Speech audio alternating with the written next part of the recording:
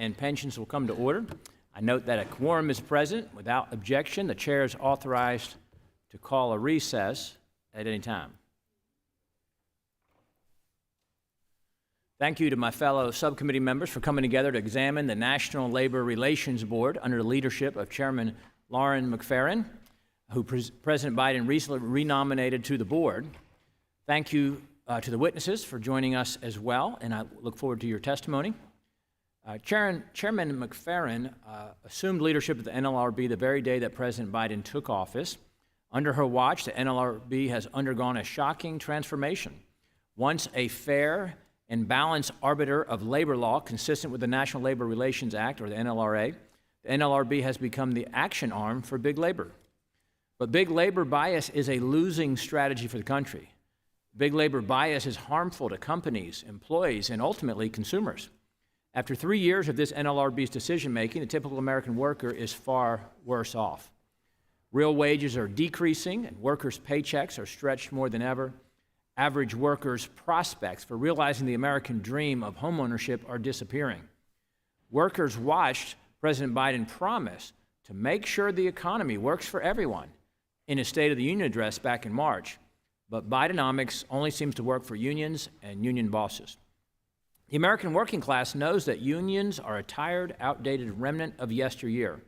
It's no wonder that some pundits and pollsters are predicting the GOP may actually carry the union vote this November.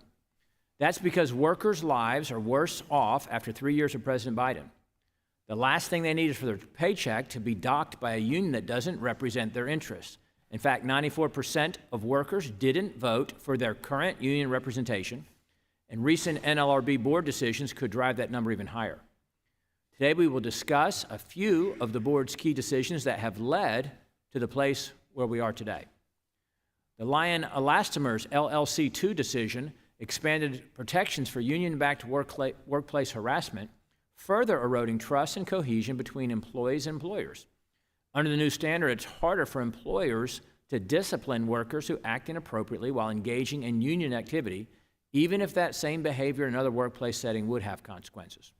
Similarly, the 2023 Stericycle Incorporated decision limits employers' rights to maintain neutral workplace rules.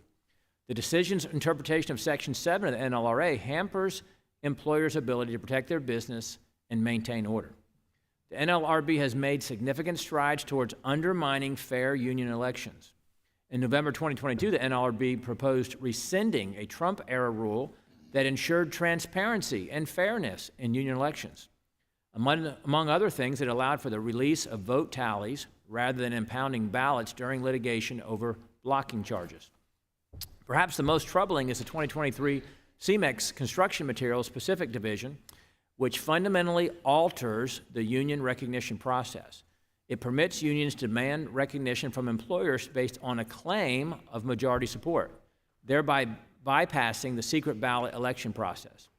This decision removes the democratic element of in-person secret ballot elections, replacing them with coercive measures that pressure employers into union recognition without proper verification.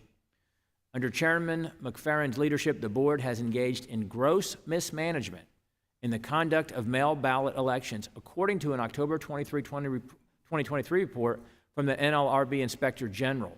Furthermore, an investigation conducted by this committee revealed numerous findings of similar mismanagement in the administration of mail ballot elections across the country. It's a testament to how radical this board is, as it ignores its clear legal duties to manage fair elections in favor of overturning decades of precedent. Rather than take ownership of this mismanagement, the NLRB under Chairman McFerrin has yet to comment publicly on the mismanagement of mail ballot elections. And despite this committee's request, it's unknown whether the board has sought to fix these problems internally. Exposing and highlighting, or lowlighting, the board's mismanagement and undermining of key principles of the NLRA is the primary objective of this hearing.